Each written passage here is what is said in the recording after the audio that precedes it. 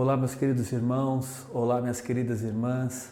Então, sempre com muita satisfação, com muito orgulho, que vamos dar continuidade dos nossos estudos no curso de Estudos Espíritos e Educação Mediúnica, módulo 3. Hoje nós já estamos na 16ª aula. Então, vamos aproveitar esses instantes, fechar os nossos olhos, agradecer a Deus, agradecer ao nosso amigo e mestre Jesus por mais uma oportunidade de reflexão e que possamos colocar em prática todos os conhecimentos aqui colocados nessa aula. Que assim seja, graças a Deus.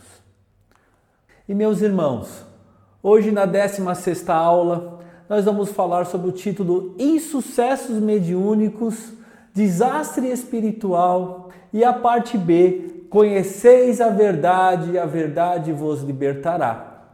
Essa aula está no material no Mediúnico 1 do livro disponibilizado pela Federação Espírita, que sempre no nosso material, esse material rico que encontra-se no Google Sala de Aula, né? Esse material já foi disponibilizado para nós desde o dia 14 de maio e nós temos aqui não só o material em PDF, mas temos aí outros materiais, outros vídeos importantíssimos de muito esclarecimento para nós. Então, vamos iniciar a aula. Quem vai ministrar a aula hoje é a Kátia e ela já vai dar início à nossa aula. Então, boa reflexão e bom aprendizado. E hoje vamos falar de um assunto muito caro aos médiuns, que todos somos, mas que faz muita diferença nós conhecermos para evitarmos os insucessos mediúnicos, o desastre espiritual. Na parte A e na parte B, conhecereis a verdade e a verdade vos libertará. Então, o nosso curso, nosso livro base, ele começa o capítulo citando um trecho do livro Mediunidade, do capítulo 15, dos fracassos e das quedas. E diz Edgar Armand: das cidades, colônias e demais núcleos espirituais do espaço, constantemente partem com destino à Terra trabalhadores que pediram ou receberam como dádiva do alto tarefas ou serviços de resgate no campo nobilante da mediunidade. Receberam, então, tarefas como serviço, como provas, ou como serviço de resgate no campo da mediunidade. Então, constantemente, essas pessoas que somos nós, agora no momento, estamos vindo para a Terra para exercer o mediunato, a atividade mediúnica. Ao partirmos para reencarnar, mentalizamos as mais nobres intenções, somos amparados por nossos mentores, convictos que vamos vencer a longa jornada que se inicia. Isso em toda tarefa que nos propomos a fazer aqui na Terra, nós partimos do plano espiritual para cá com nobres intenções. Infelizmente, entretanto, essa é uma constatação, na maioria das vezes, quando chega o momento de colocarmos em prática aquilo com que nos comprometemos ou que nos foi designado, acabamos por nos deixar levar pelas vicissitudes e tropeços no caminho, que nos desviam por completo dos nossos compromissos. Quer dizer, vão ter tropeços, vão ter dificuldades? Vão. O problema é quando a gente deixa que esses tropeços, que essas dificuldades nos desviem dos nossos compromissos, Que estamos sujeitos a errar, todos estamos, mas o problema é quando nós, por esse erro, nos afastamos da nossa missão. Nos livros do Chico Xavier, principalmente ditados por André Luiz, a gente vai encontrar uma série de exemplos para nós de falhas de médiuns que aqui vieram, que estiveram aqui, se prepararam e não conseguiram cumprir a missão pela qual se comprometeram para que nós conheçamos e possamos aprender com esses exemplos. No livro, especialmente no livro Os Mensageiros, ele vai tratar de uma série de casos. No capítulo 3, denominado No Centro de Mensageiros, quer dizer, um centro de preparação desses espíritos que reencarnarão como médiuns e doutrinadores e que então são lá preparados. Diz então o instrutor, né, de André Luiz, nesse centro dos mensageiros são preparadas e organizadas turmas compactas de aprendizes para a reencarnação. Médiuns e doutrinadores saem daqui a centenas anualmente. Tarefeiros do conforto espiritual encaminham-se para os círculos carnais em quantidade considerável, habilitados pelo nosso centro de mensageiros. Então eles recebem, né? Recebemos lá uma preparação aos que vieram do nosso lar, uma preparação do centro de mensageiros. Saem milhares de mensageiros aptos para o serviço, mas são muito raros os que triunfam. Alguns conseguem execução parcial da tarefa, outros muitos fracassam de todo. E aí, por final, o instrutor acrescenta para André Luiz: a expressão mediúnica pode ser riquíssima. O que ele quer dizer com expressão mediúnica? Né? As aptidões do médium. Ele pode ter a vidência, a audiência, ser médium de psicografia, psicofonia, médium de cura. Ele pode ter uma expressão mediúnica, uma aptidão riquíssima.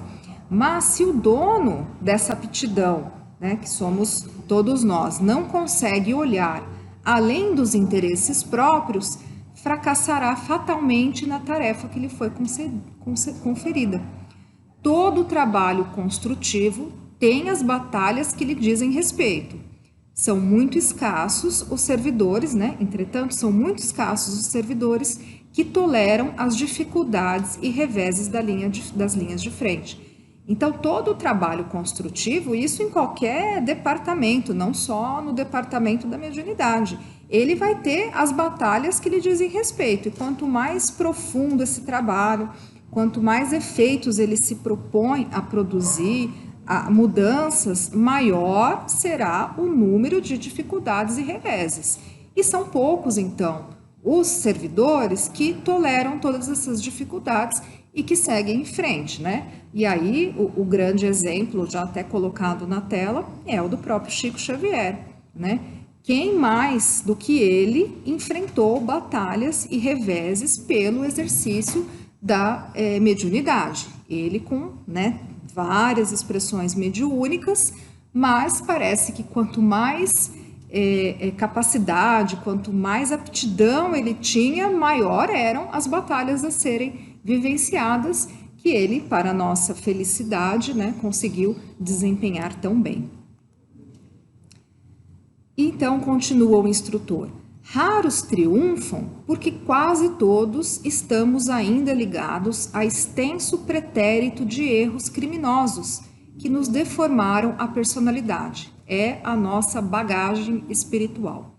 Em cada novo ciclo de empreendimentos carnais, acreditamos muito mais em nossas tendências inferiores do passado que nas possibilidades divinas do presente, complicando sempre o futuro. É desse modo que prosseguimos, por lá agarrados ao mal e esquecidos do bem, chegando por vezes ao disparate de interpretar dificuldades como punições. Então nós somos, e isso, né, já era dito até para Jesus, como crianças, né? Agimos como crianças espirituais ali, com as mãos tampando o ouvido, não queremos ouvir, não queremos saber, e toda dificuldade é punição. Por que eu estou sendo punido? Eu não mereço. Então a gente tem uma tendência, sim, a nos agarrarmos com essa bagagem, com essas pedras que a gente carrega do passado, em vez de aceitar esse passaporte aí para o futuro, que é a oportunidade de um novo trabalho, de um aprimoramento, de uma melhora espiritual. E tem um caso muito interessante dos quais, né, André Luiz cita, na verdade, que ele, né, toma conhecimento lá para o aprendizado e para poder citar no livro, que que é o do caso do médium Otávio. É um caso até que já foi exposto algumas vezes como aprendizado para nós que nos propomos a esse trabalho na casa espírita, seja como médium, seja como doutrinador, como palestrante, expositor, enfim, qualquer situação em que a gente se propõe ao trabalho. E Otávio, ele conta que quando ele quando ele chegou ao nosso lar, né, da vez anterior que agora ele chegou com muitos débitos, né, pedindo uma nova oportunidade de resgate. Então se decidiu, se preparou que ele viria com o mandato mediúnico, né, com o resgate e o exercício da mediunidade. Ele se preparou por 30 anos lá no Centro dos Mensageiros, no Ministério da Comunicação, no nosso lar. Teve várias entidades, vários espíritos já de grande elevação auxiliando ele, especialmente 6 entidades muito amorosas, o auxiliaram muito diretamente. Então ele conseguiu se preparar para reencarnar, fez o projeto, já havia sido destacado quem seria sua mãe, também muito amorosa, muito elevada, e ele definiu no seu projeto que ele trabalharia com a mediunidade para o socorro dos irmãos infelizes, sofredores. Ele não previa o casamento, ele não viria para ter o matrimônio nessa reencarnação, e eles falam, não que isso atrapalhe, é que dentro do projeto dele e de tudo que ele se propunha a fazer, simplesmente não cabia ali no planejamento essa situação. E ele, então, receberia essas entidades, elas viriam em determinado momento para o auxiliar. Então, Otávio reencarnou, cresceu e logo mocinho, né, há cerca de 13 anos, a mãe faleceu, o pai se casou de novo e aí começaram os desajustes, ele não aceitava a madrasta, embora ela fosse muito atenciosa, muito amorosa. Nesse momento ele já manifestava a expressão mediúnica, porque ele recebeu ao reencarnar, né, na verdade ele também conquistou, mas ele veio com vários atributos mediúnicos para melhor exercer a tarefa dele na tarefa mediúnica, né, no mandato mediúnico. E ele foi levado a um centro espírita, e aí ele não aceitava aqueles fenômenos, ele contestava, achava que era ilusão, que era alucinação, não aceitava o conselho das entidades que tentavam alertá-lo, que ele havia assumido um compromisso.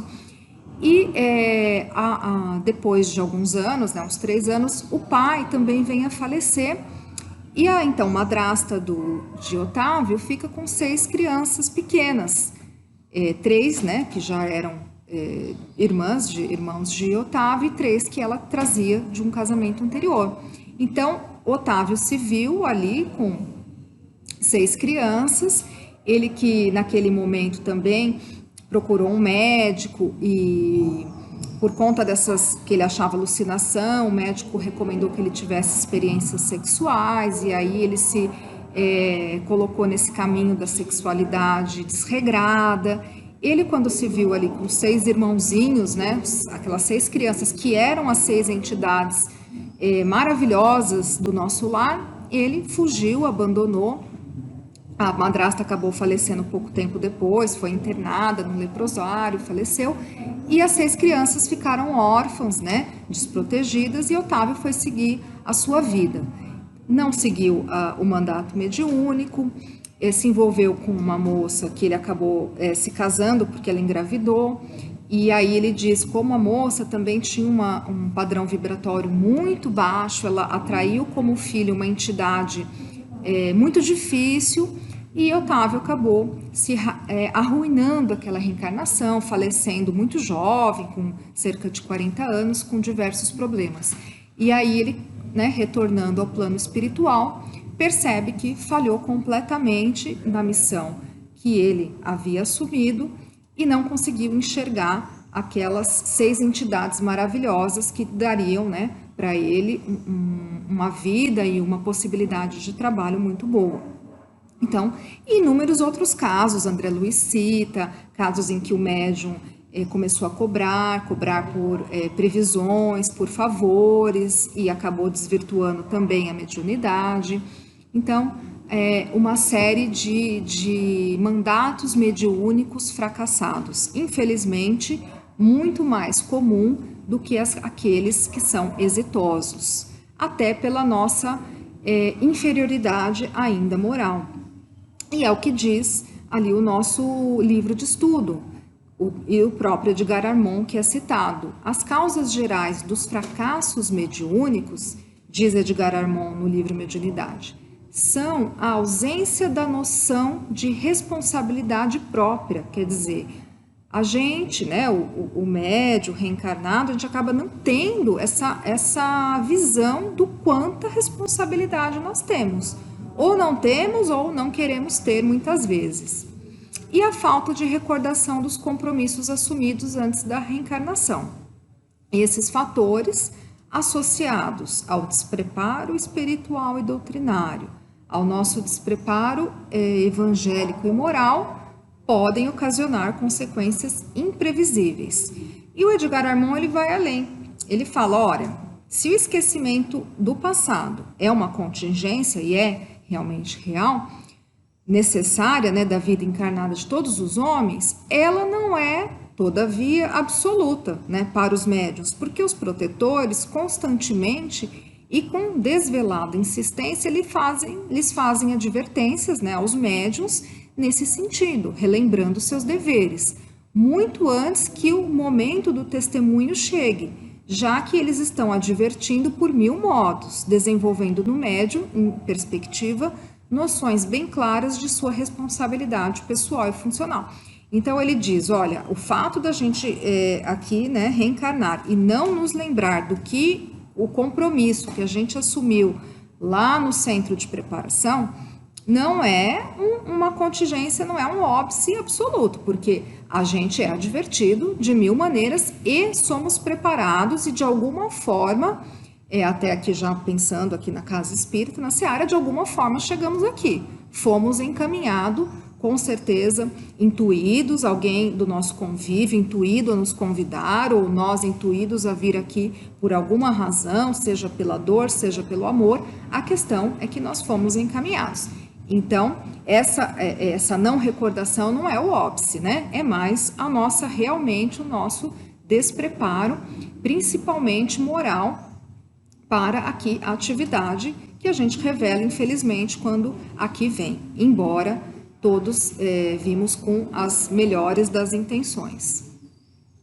Martins Peralva, no livro Mediunidade e Evolução, ele elenca alguns dos diversos motivos que podem levar o médium a desertar, a desistir da tarefa mediúnica. Então, diz ele, a desconfiança dos encarnados que, ferindo a suscetibilidade do médium, pode fazê-lo abandonar a tarefa. O que é isso, né? Então, a pessoa, né, o médium trabalha na casa espírita, aí ele começa a ouvir de frequentadores, será que ele é médium mesmo? Parece que ele fala tanto da cabeça dele, acho que é meio forçado. E aí você deixa que isso fira a sua suscetibilidade. Eu não sou mesmo, melhor abandonar isso, né? Quando na verdade a gente tem que estar sempre trabalhando para Jesus e nos orientando, né? Até com o dirigente, com os trabalhadores mais experientes, sobre o exercício da nossa tarefa. Aí já é o outro lado, né?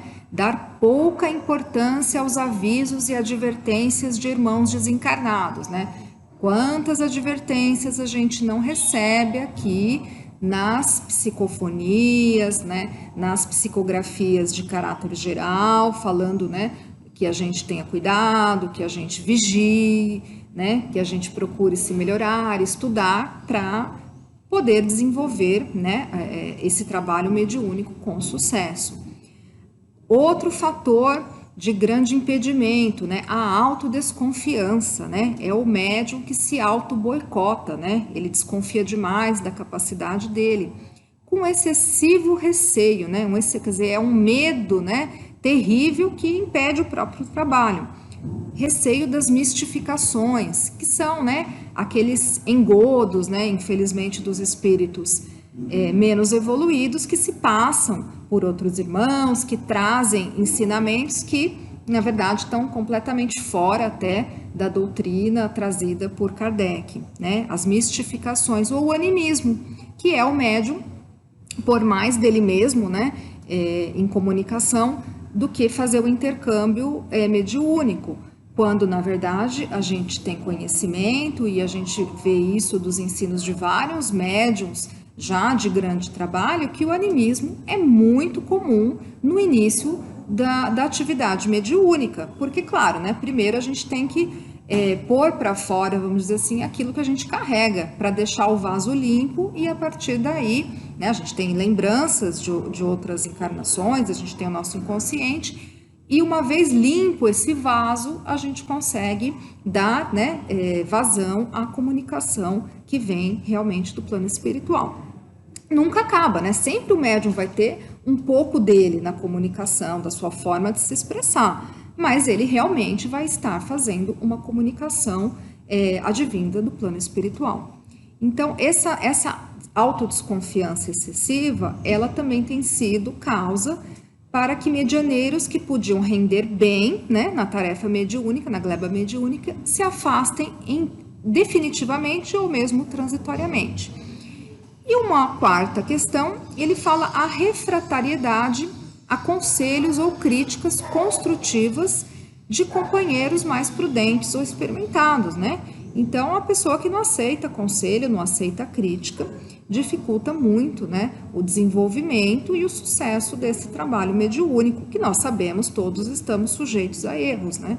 A gente não pode deixar, né, se deixar levar ou se deixar derrubar aí por um erro, né, por uma crítica construtiva, né, sempre muito respeitosa, mas que a gente tem, né, na verdade, o fato da gente não aceitar a crítica revela talvez um orgulho e uma vaidade excessivos que também atrapalham o intercâmbio mediúnico. E Emmanuel acrescenta ainda mais uma situação que leva a esses desastres espirituais. Diz ele, o costume de tudo aguardar de um guia, né, aguardar tudo do mentor. Não, tudo eu espero que meu guia, meu mentor, diga como eu vou fazer. Diz ele, pode transformar-se em vício detestável, infirmando as possibilidades mais preciosas da alma. Chegando-se a esse desvirtuamento, atinge-se o declive das mistificações e das extravagâncias doutrinárias, tornando-se o médium preguiçoso e leviano, responsável pelo desvio de sua tarefa sagrada. Está lá na questão 392. Por quê? O médium fica tão preguiçoso, né, que o mentor, na verdade, ele acaba se afastando e abre aí essa porta para todo tipo de mistificação, porque ele não consegue nem mesmo saber quando ele está sendo assistido por um espírito elevado ou não, já que ele não estuda e acaba, né, esperando tudo do seu guia. Educar, então, a mediunidade requer prudência e bom senso, principalmente no seu início. O que eles falam, o início sempre tem que ter muita atenção, porque vai ter o animismo, é comum, o médium vai ter a dúvida se é ele mesmo ou se há uma entidade se comunicando, então ele vai precisar estudar, ele vai precisar ler a respeito, às vezes ouvir médiums mais experientes para saber se essa impressão é comum. Então requer muito mais cuidado e não haver precipitação, né, para um desenvolvimento apressado antes da hora, porque a mediunidade ela tem que florescer naturalmente até para que a pessoa não se desoriente. Da doutrina espírita pode levar o médium a desorientar-se e a perder-se, estando sujeito a todo tipo de ilusão, né? Então, daqui a pouco ele sente, né, a janela bater, é espírito, né? Vem um pensamento ao mentor, e aí pronto, né? Ele já vira, talvez, né, muito comumente, joguete aí dos irmãos, né, menos evoluídos e que se divertem com essa situação. Dentre os fatores que acabam por destruir o trabalho que o médium se comprometeu a fazer, Então, né, diferente do caso do Otávio, né, que já abandonou, aquele caso do médium, que então eu vou perseverar, mas que ele não se atenta àquelas outras questões da prudência, da cautela. O outro fator que destrói o trabalho é a obsessão, né? A gente trocar a mediunidade em relação ao espírito evoluído, ou a mediunidade de socorro, pela obsessão, que é um irmão que não tem, né, nem intenções de aprimoramento, de melhoria e nem de socorro, que ocorre em razão da nossa imperfeição moral, né? Se estivéssemos nós melhor moralmente, nós nem daríamos abertura para esse tipo de situação. E das espécies de obsessão, né, que a gente sabe que Kardec cataloga, né, algumas espécies: obsessão simples, fascinação, subjugação, que é algo mais forte. Eles destacam, né, o nosso estudo destaca a fascinação como uma das mais perigosas, porque na fascinação, o médium fascinado, né, ele alimenta-se, ele se sente envaidecido pela bajulação sem escrúpulos de maus espíritos. E aí essas obsessões, elas paralisam a capacidade de entendimento do medianeiro, tornando o joguete nas mãos de entidades perversas, gerando instruções infundadas e publicações inoportunas com graves falhas doutrinárias. O médium, então, ele está tão envaidecido, ele está tão bajulado, que ele perde o senso crítico, né? Perde o senso crítico, ele já acha que tudo tá certo, aí ele está vendo o maior absurdo ali, mas não aceita conselho. Então, nesse caso, há sim, né, um fenômeno de fascinação. E nesse momento, infelizmente, né, só as entidades mais perversas, né, mais tristes é que vão estar assistindo, né, entre aspas, esse médium, porque na verdade vão estar levando ele para a derrocada.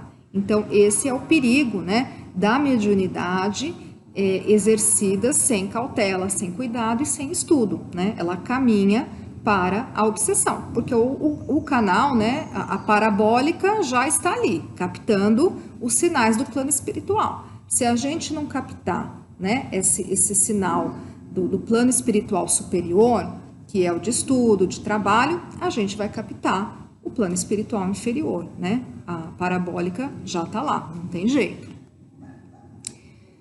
E o Espírito da Verdade nos traz, então, essa mensagem lá no Livro dos Médiuns, no capítulo 31, item 15. Diz ele: todos os médiuns são, incontestavelmente, chamados a servir a causa do Espiritismo, na medida de suas faculdades. Mas bem poucos há que não se deixem prender nas armadilhas do amor próprio, né? De novo, a vaidade, o orgulho. Não que o amor próprio seja ruim, né? Na verdade, nós precisamos ter amor próprio. Mas esse excessivo amor a si mesmo, né, pode descambar naquele excessivo vaidade e orgulho. Assim é que sobre 100 médiuns, ele diz, sobre 100 médiuns, apenas um, se tanto, né, e olhe lá, encontrareis que por muito ínfimo que seja, não se tenha julgado nos primeiros tempos da sua mediunidade, fadado a obter coisas superiores e predestinado a grandes missões. Então, quer dizer ele, olha, é tão difícil, porque olha, se eu pegar 100 médiuns, eu acho que talvez um não tenha se achado um Chico Xavier no começo, um grande médium, e depois viu que ele não era assim, né, vamos dizer, a última Coca-Cola do deserto, né, ou a última aguinha do deserto. Então, nós temos ainda em nós essa questão. Os que sucumbem a essa vaidosa esperança, né, de que nós somos muito, né, superiores e elevados, e grande é o número deles, se tornam inevitavelmente presas de espíritos obsessores, que não tardam a subjugá-los, lisonjeando-lhes o orgulho e apanhando-os pelo seu fraco. Quanto mais pretenderem eles elevar-se, tanto mais ridícula lhes será a queda, quando não desastrosa.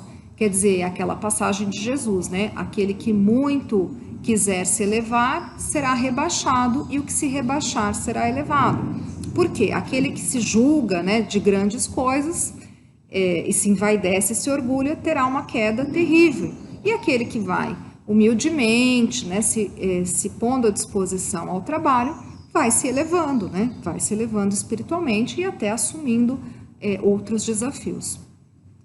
O que os bons espíritos precisam para nos auxiliar na grande tarefa de socorro aos infelizes, né? Então, o que eles precisam da gente? É de médiuns firmes, abnegados, perseverantes e que mantenham, sobretudo, a fé em Deus. Tá fácil, né? Então, a gente só precisa ser firme, abnegado, perseverante e manter sempre a fé em Deus, né? Tá bem tranquilo. A gente sabe que não, mas podemos sim chegar nesse médium que os bons espíritos precisam. Orai e vigiai, recomenda Jesus, né? Sempre o vigiai, o orai é o orar pelo trabalho mesmo, né? Pelo pensamento, mas fundamentalmente pelo trabalho, e vigiai, recomenda Jesus. E nos convençamos, né? E complementa até o Espírito da Verdade, de que podemos prestar grandes serviços, grandes, né? Ainda que na esfera modesta e obscura em que nos achamos. Então, estamos ainda numa esfera modesta, obscura, num planeta de expiação, imperfeitos? Estamos, mas podemos prestar grandes serviços sim, né? É possível, senão eles não nos diriam, né? Os espíritos e o próprio mestre. E aí, para quem até agora estava pensando em desistir logo, né, para evitar aí tanto desastre espiritual, eu vou dar uma má notícia. A deserção, quer dizer, quem agora quiser desistir, né, depois de assistir essa aula e fazer esse curso, saiba que significa fracasso na experiência reencarnatória, com seu cortejo de consequências dolorosas. Sendo a mediunidade aqui na Terra, de modo geral, oportunidade de resgate e reabilitação, a deserção do labor de intercâmbio implica o não resgate de compromissos do passado, ante os deslizes perpetrados. E a gente sabe que o não resgate dos compromissos assumidos em razão dos deslizes significa mais débito. Então, não tem mais jeito, não há como desistir. Vamos seguir adiante, deixando, né, levantando quando tropeça, e vamos então seguir esse mandato mediúnico. E aí chegamos na nossa parte B, conheceis a verdade, né? E o complemento diz, e a verdade vos libertará. Mas o que é, afinal de contas, a verdade? Será que nós alcançamos a verdade? É possível? Quem está com a verdade, não é? Quantas vezes a gente ouve essa expressão, mas quem está com a verdade? E essa questão né, debatida há muito tempo. Os primeiros filósofos da Grécia Antiga já debatiam a natureza da verdade. Discutiam se sua realidade era absoluta, relativa ou até ilusória, né? Há uma verdade absoluta? A verdade é sempre relativa, a meu modo de ver, de pensar e de agir? Ou ela é ilusória, a verdade, na verdade, não existe? Nenhum deles chegou a uma conclusão definitiva, embora vários conceitos tenham sido formulados. E Kardec perguntou também aos espíritos, como se explica que tantos filósofos antigos e modernos, durante tão longo tempo, hajam discutido sobre a ciência psicológica e não tenham chegado ao conhecimento da verdade? E os espíritos respondem, esses homens eram os precursores da eterna doutrina espírita, prepararam os caminhos, eram homens e como tais se enganaram, tomando suas próprias ideias pela luz. No entanto, mesmo os seus erros servem para realçar a verdade, mostrando o pró e o contra. Demais, entre esses erros se encontram grandes verdades, que um estudo comparativo torna apreensíveis. Então, a verdade existe, né? E a verdade está ligada ao mais alto, a doutrina de Jesus, a doutrina por ele trazida, que, né, reflete o pensamento do nosso Pai, de Deus, né, do Criador. E a tão conhecida frase, né, e conhecereis a verdade, e a verdade vos libertará, está lá em João, no capítulo 8, versículo 32, ela é proveniente de um discurso, né, travado entre Jesus e os fariseus. dizia o mestre: se permanecerdes na minha palavra, sereis verdadeiramente meus discípulos e conhecereis a verdade, e a verdade vos libertará. Ele dizia, né? Eu sou o caminho, a verdade e a vida. Ninguém vai ao Pai senão por mim. Ele trazia a mensagem do Pai, que é a mensagem da verdade, da verdadeira vida, né? Que é a vida espiritual, dos valores eternos, aqueles que realmente fazem a diferença para nós como espíritos imortais. E aí ele, falando aos fariseus e também aos judeus que o acompanhavam, né? E que até o seguiam, ele acrescenta, né? Em verdade vos digo que quem comete o pecado é escravo, né? Por que quem comete o pecado é escravo, né? Por que será que a pessoa se torna escravo, né? Se todos temos o livre-arbítrio, né? Que Deus reconhece e respeita a todo momento. Porque a gente sabe também que se a plantação é livre, a colheita é obrigatória. Quando nós nos ligamos aos erros, ao mundo de material de ilusões e nós nos escravizamos por isso, nós já não temos mais liberdade. Quando temos que realizar resgates, nós somos presos pelo nosso próprio passado. Já não há mais uma liberdade ampla, né, e restrita. Então ele já alertava naquela época, Jesus já alertava, quem comete o pecado é escravo. Escravo de quem? De si mesmo, da sua consciência e da lei, né, eterna e imutável de retorno, de resgate, né? Ninguém foge a essa lei. Então nós muitas vezes nos escravizamos, né? Colocamos ali aquela bolinha de ferro, né, bem pesadinha, e ficamos aí, né, caminhando com a bola de ferro, quando todos nós somos feitos e preparados para seguirmos o caminho de Jesus, que é o caminho da luz, da liberdade e da felicidade, não é? Que é a ausência de imperfeição. Então, essa é a verdade que Jesus já trazia para nós.